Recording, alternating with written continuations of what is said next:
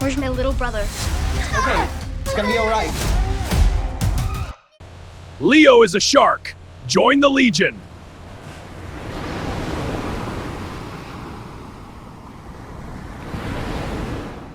It's time to play the shark confusion game. We are talking Deep Water from 2026. But alas, there are two Deep Water movies from 2026, both creature features. So this is the one directed by Renny Harlin, who also directed another shark movie. So Deep Water from 2026, not to be confused with another shark movie called Deep Red Water. And also this has the same plot as previous shark movie, No Way Up. So there you go. Deep Water, Renny Harlin. Let's discuss. So it's a moderately budgeted movie that stars Eckhart and Ben Kingsley. And it features an aeroplane which is going over a large body of water over the ocean. And through some circumstances, they end up going down and crash landing. They're not quite sure if they've actually managed to send a distress signal, but their problems are only just beginning when they discover they are surrounded by a swarm of hungry sharks. And now the dwindling group of survivors must face the elements, the sharks, and even each other. What will happen? You have to watch the movie and find out.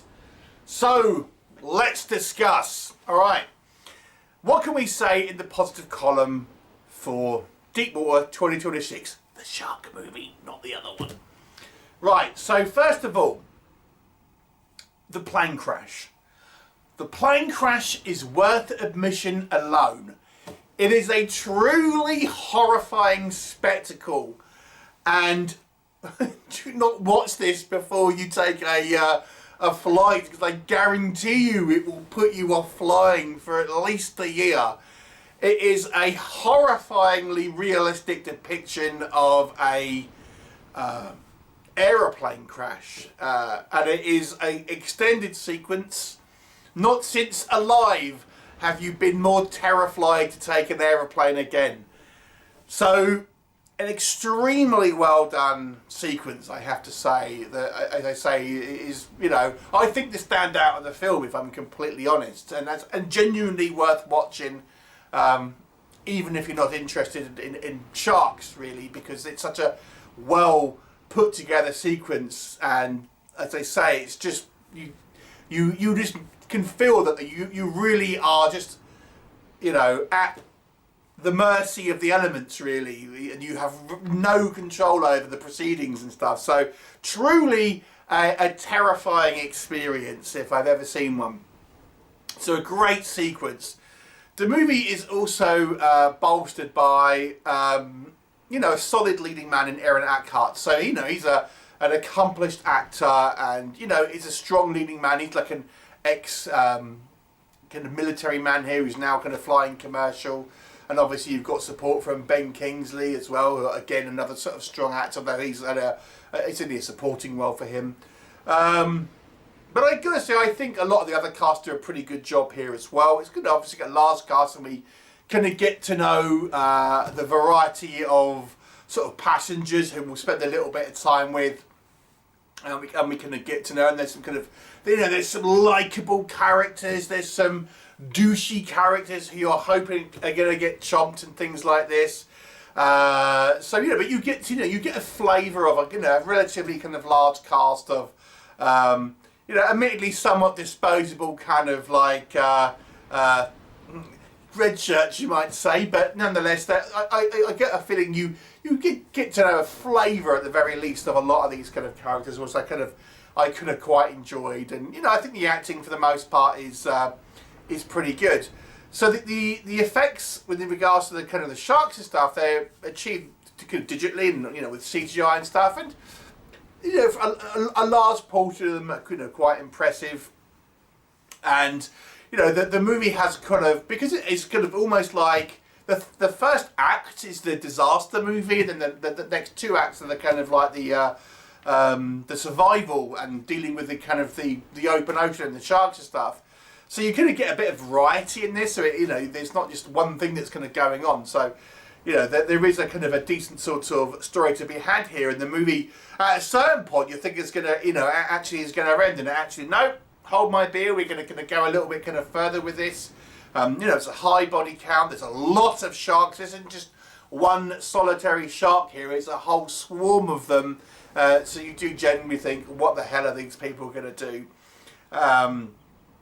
So, you know, there's heroes you can cheer for, there's kind of villains you can boo at, you know, so it has a certain amount of engagement, I think, with its kind of characters and its story. And as I say, it really plugs you in, you're fully invested because this movie starts so strong. You are kind of invested in these characters' fate and where this kind of story is going to take them. And yeah, it's basically quite a fun, well-produced shark movie that I think, although we've seen movies like this before, as the aforementioned No Way Up, but nonetheless, it's still an exciting adventure. It's, as I say, it's got a little bit of a budget behind it, and you know, capable hands with its director, kind of Renny Harlin. This isn't as good as Deep Blue Sea, of course, which is the movie that probably most people would associate Renny Harlin with, but it's still, you know, it's still a kind of quite well-produced movie when you can consider the plethora of shark movies that, you know, we get to watch every year. What doesn't work in this shark movie? Okay, so this movie is heavily financed by China. And as such, we get a lot of Chinese characters here. And, you know, you can tell it's financed by China. Why do I say that? Because every Chinese character is super heroic. And it's only the kind of like the American characters, the Western characters, if you like, that have flaws or things like this. Every single Chinese character in this movie, ultra altruistic, super heroic, even kind of some minor characters that we're going to see towards the end of the movie. You know, they make a sacrifice and stuff like that. So it's a little bit like, oh boy, you know, they've obviously agreed this financing if the Chinese characters can look absolutely kind of amazing on screen. And you can tell. So, you know, it's a little bit of a pill you've got to swallow if you want to watch this. I mean, the Chinese movie market does make a lot of kind of creature movies and a lot of shark films. They clearly like this sort of stuff, which is probably why they wanted to kind of co-finance this. But this is obviously the conditions of it, is that they have to have Chinese characters that really are so flawless in regards to their kind of characterization that everyone else, by comparison, is just an a-hole. So there you go. So that gives you a flavour of some of the kind of like the kind of the goofiness and maybe the kind of the cheesiness that you'll kind of get in this movie. Other things I would say, there are things here that I think are predictable. Like, you know, we have the a-hole guy who is actually indirectly his fault why the plane went down, and he's so over the top. You know, he's consistently just like a horrible person through the movie. And it would have maybe been more interesting to have him, you know, a little bit of a kind of an a-hole, sure, but maybe he's not just a complete 100% grade a-hole from start to finish, because it just would have made it a bit more interesting, because it's clearly like, okay, well, he's clearly going to get, you know, clearly going to get a certain fate, shall we say. And there's other elements here where, you know, someone's, oh, I'm looking forward to seeing my wife and kids or whatever, or, you know, there's a guy who kind of declares his love and things, and you think, oh man, you know, you may as well say you're a few days away from retirement in a cop movie, because you kind of know what's coming. So this movie really, it does sort of, it doesn't exactly break the walls in regards to sort of having any sort of real surprises in regards to what actually happens. It ends up being somewhat of a formulaic plot once we're kind of in the water, I have to say. There's some kind of elements here, you know, I mean, I don't know how quickly a plane fuselage would sink, but it seems very buoyant, I have to say. I mean, I don't know, it just seems to kind of like really look like it's made of styrofoam, I've got to be honest with you. And things like this, the sharks don't really, I mean, the sharks don't really move like sharks a lot of the time. It's the other thing. So sharks can swim fast, certainly faster than humans.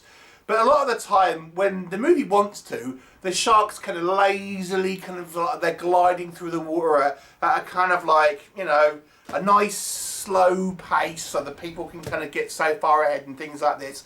But in reality, sharks will swim kind of fast if they are on the hunt and things like this. Sharks can swim, but, you know, fast. Certainly faster than humans and things. So there's some other kind of like just elements here that are just a little bit kind of silly, Hollywoody style kind of like, okay, just hand wavy type stuff. I've got to say, as impressive as the effects are in the plane crash, the sharks, considering this isn't a low budget movie, I mean it's not as mega high budget movie by any means, but you know, the sharks are a little bit hit and miss in regards to the VFX. Some of the times they, you know, we get a couple of breaches, and there's one in particular involving Aaron Eckhart's character. I thought, oh, that looks pretty bad. And you know, Renny Harlin directed Deep Blue Sea, which was over 20 years ago, and the sharks look better in that, I have to say, sometimes. The sharks' effects aren't bad, don't get me wrong, but they're just inconsistent, I would say, and sometimes they look a little bit like cheaper CGI. And I've seen low budget shark movies that, you know, can have better effects than this at the occasion.